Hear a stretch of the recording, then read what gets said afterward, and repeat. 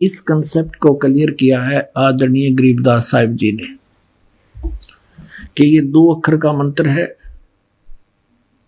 जिसमें एक ओम है और एक तत् है जो अभी आपको दिखा दिया। तो गरीबदास साहिब ने कहा है कि राम नाम जप कर थर होई, ओम सोहम मंत्र दोई। जिस राम के नाम का जाप करने से स्थाई स्थान प्राप्त होता है, सतलोक मोक्ष होता है, जिससे ये ओम सोहम मंत्र दोई। फिर क्या बताया है कि ओम सोहम जाप जपिए, योग युगत या धूनी तपिए। अब जैसे वाहेगुरु जो जाप दिया था नानक साहिब जी को, साहिब जी ने बताया था कि मर्दाना तू वाहेगुरु जाप कर।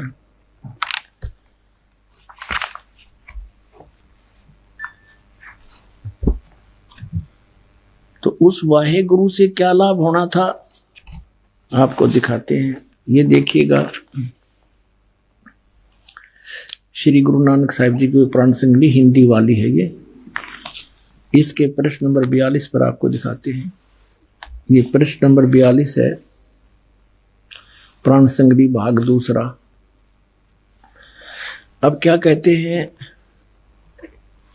धुंधकार प्रभु रह निरारा, नानक त्यों से किया पसारा, तहां वाह आपे खाइंदा। वो कहते हैं उसने देखे पाछे जब सतलोक में गया, यू तो आप बोला गया वाह आपे खाइदा, गुरु शब्दी सच सोई, और वाह वाणी सच सच है सच मिलावा होए। फिर क्या बताया है कि नानक वाह कर दिया और कर्म प्राप्त होए। बस स्पष्ट कर दिया कि इस वाह के नाम के जाप से, वाह का नाम जप करने से केवल किया कर्म ही प्राप्त होगा। फिर आगे स्पष्ट किया कि वाह करती रसना सुहाई, पर पूरे शब्दी मिलिया प्रभु आई। वो पूरा शब्द अन्य है, वाह से तो केवल कर्म प्राप्ति होगा, जो किया वैसा ही मिलेगा। वाह शिव पर भी बन आई।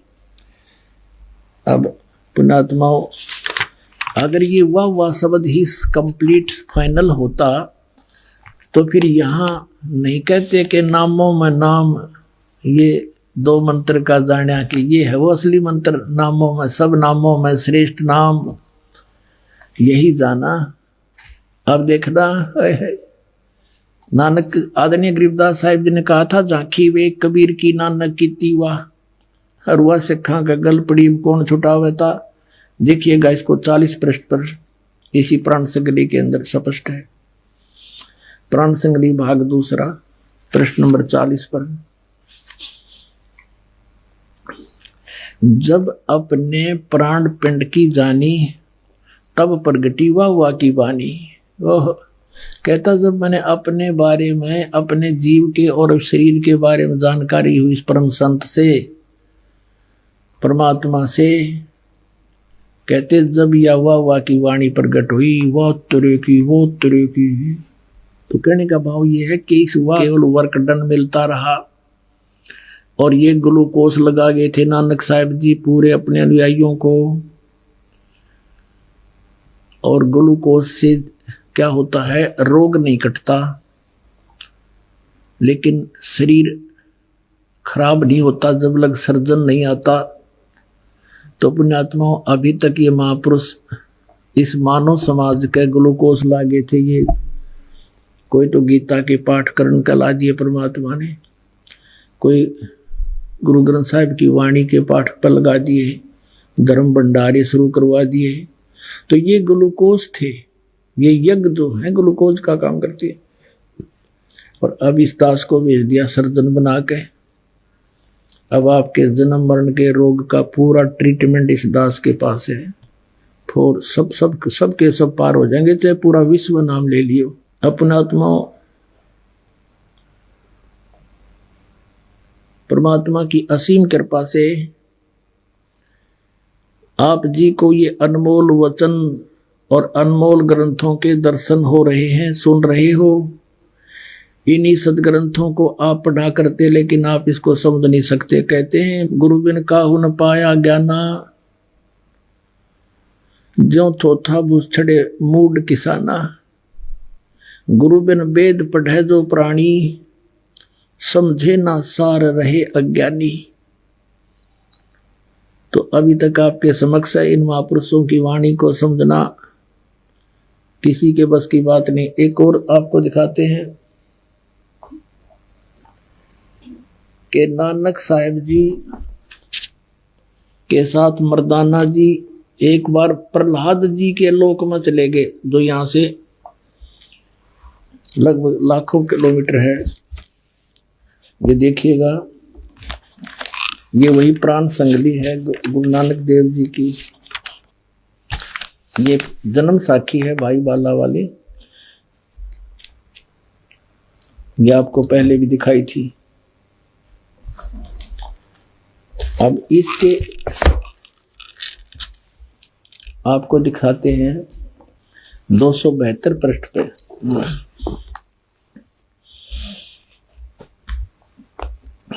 प्रहलाद भगत नाल गोष्ठी 272 पृष्ठ पे। तो प्रहलाद भगत की जब नानक साहिब जी मर्दाना और बाला वहां पहुंचे प्रहलाद भगत के लोक में,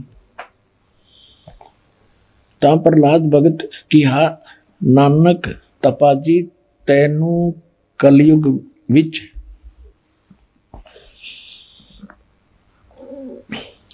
राम जी ने बड़ा भगत कीता है, अतः आपके संजोग आपकी संगति से बहुतियां का उपकार होएगा। तेरी श्री राम ने वड्डी नदर खोली है, तेरा वड्डा प्रताप होएगा।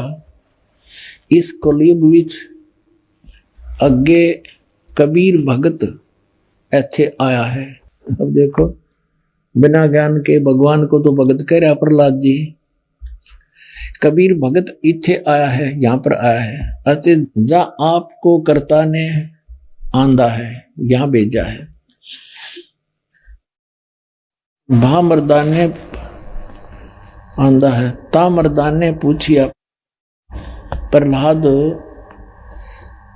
भगत नू पूछिया, हे भगत जी तुसी भी वड्डे भगत हो, अते तुम्हारे पीछे भी राम जी ने वड्डा चरित्र चलत दिखाया है, एक बहुत बड़ा यानी नरसिंह रूप धारण किया था।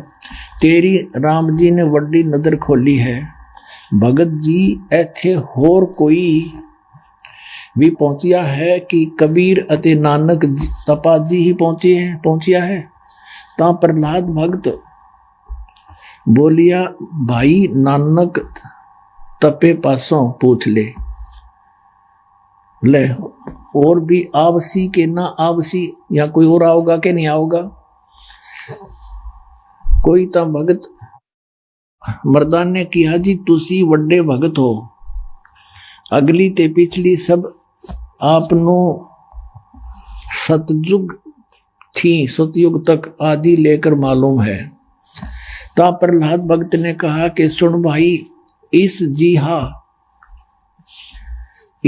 हा कोई होएगा ता ऐथे पहुंचेगा, यानी नानक जी जैसा कोई होगा या तो यहां पर पहुंचेगा। होरस दा ऐथे पहुंचण दा काम नहीं, होर आगे वड्डे वड्डे भगत होए हन अते होणगे, पर पहुंचिया कोई नहीं।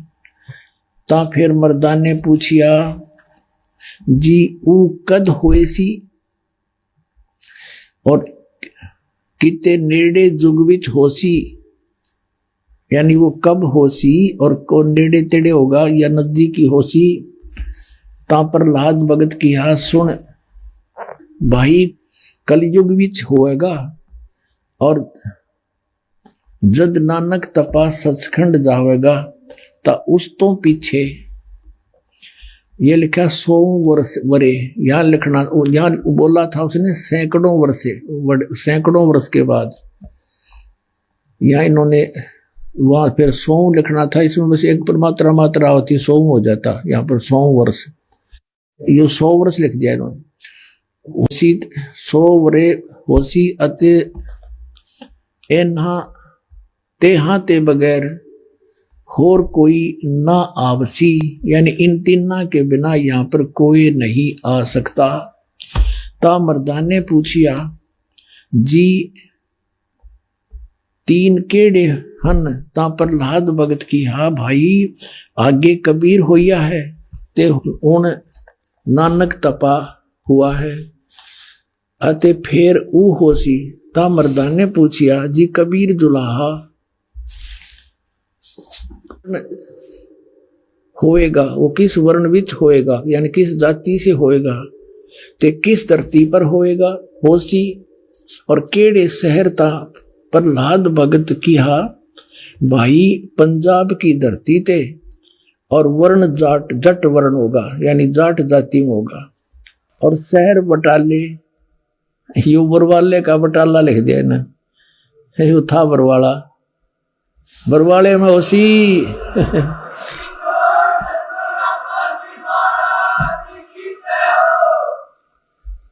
अब इसमें स्पष्ट कर दिया कि केवल तीन ही होंगे इस पृथ्वी पर इस राज को जानने वाले। एक तो भगवान स्वयं आए थे कबीर परमेश्वर, अब उनको तो कोई समझ नहीं सका, वो तो परमात्मा थे ही।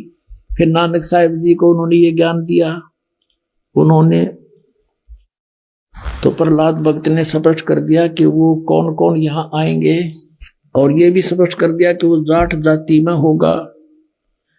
इन बटाला लिख दिया, वो बरवाला में, उसका जो प्रचारक क्षेत्र बरवाला होगा, ये बरवाला आपके समक्ष है। बाकी बटाला के अंदर कोई भी जाट संत नहीं हुआ जो नानक साहिब जी के गुड़ रहस्य को समझ सका हो। इति सिद्ध। बोलो सतगुरुदेव की जय हो। परम पिता परमात्मा पूर्ण ब्रह्म सर्व सृष्टि रचनहार कुल मालिक कबीर परमेश्वर जी हमें यहां आकर के एक विशेष याद दिलाते हैं जिसकी हमें भूल पड़ चुकी होती है। हम संसार को देखा देखी करते कि हमारा काम पूरा हुआ, हमने अपना फर्ज अदा कर दिया। तो अब सत्संग में आने से हमें ज्ञान हुआ कि जो इस मनुष्य जीवन से करना था वो तो स्टार्ट भी नहीं किया, वो तो प्रारंभ भी नहीं किया। यदि किया तो शास्त्र विरुद्ध किया। यदि कुछ पुण्य आत्माएं भक्ति करते भी हैं तो उनको सतमार्ग का ज्ञान नहीं, सतनाम का पता नहीं, उस 2 अक्षर के मंत्र का, और उस 2 अक्षर के मंत्र के बिना प्राणी का मोक्ष नहीं। सतनाम के बिना, इस 2 अक्षर के मंत्र और सार नाम के बगैर ये जीव कुछ भी भक्ति साधना करता रहे पर मोक्ष नहीं हो सकता। और मोक्ष के बिना फिर इसका यूज के क्या बताते हैं परमात्मा कि मान लीजिए आपने बहुत घना धन पुण्य कर लिया और शास्त्र विरुद्ध साधना भी करते रहे, वो यूजलेस होती है। आप जी ने कोई धर्म पुण्य किया, उसके कारण आप स्वर्ग चले गए, स्वर्ग के अंदर अपने पुण्यों को समाप्त करके फिर 84 लाख योनियों में भटकते रहे। तो पुण्यात्मा जब तक इसको सत साधना नहीं मिलती, तत्वदर्शी संत नहीं मिलते, तत्वदर्शी संत के बगैर सत साधना प्राप्त नहीं होती। तो तत्वदर्शी संत की भूमिका करने के लिए स्वयं परमेश्वर आते हैं सतलोक से चलकर, अपने सचखंड से, उस तीसरे मुक्ति धाम से, और यहां आकर के एक महात्मा का रूप धारण करते हैं, जिंदा महात्मा का। कलयुग में जिंदा महात्मा का रूप बनाते हैं और सतयुग त्रेता द्वापर में ऋषि का रूप बना कर आते हैं, क्योंकि उस समय ऋषियों की महिमा होती है और इस समय में साधु संत की। एक धर्मदास नाम के श्रद्धालु थे, बहुत बड़े धनी व्यक्ति थे। इतने धनी व्यक्ति थे, बताते हैं उनके पूर्वज इतने पैसे वाले थे कि वहां के राजा पर जब कोई प्राकृतिक आपदाएं आ जाती थी, जैसे फ्लड आ जाती या अकाल गिर जाता, तो धर्मदास जी के पूर्वजों से, उनके दादा से, पिताजी से वहां के राजा लोग वित्तीय सहायता प्राप्त किया करते थे। अब कहने का भाव ये है दास का कि इतना पैसा जिसको हम सुख मानते हैं और उस सुख से भी आत्मा संतुष्ट नहीं होती, क्योंकि इसको पता है, आभास है कि परमात्मा प्राप्ति बिना इस जीव का कोई लाभ नहीं, इस मनुष्य शरीर का। इसलिए इतना कुछ होते हुए भी वो भगवान की लगन में लगे हुए होते हैं, तो महापुण्यकर्मी प्राणी होते हैं। ऋग्वेद मंडल नंबर 9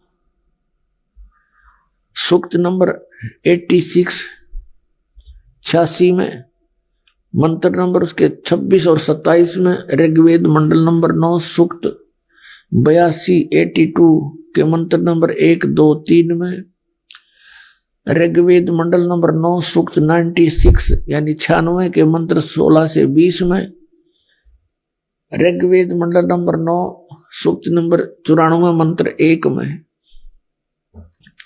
ऋग्वेद मंडल नंबर 9 सूक्त नंबर 1 मंत्र 8-9 में, ऋग्वेद मंडल नंबर 9 सूक्त 20 मंत्र 1 में, और भी अनेक स्थानों पर वेद बताते हैं कि वो परमात्मा कबीर देव है, कबीर साहब है, और ऊपर ध्युलोक में रहता है, विराजमान है।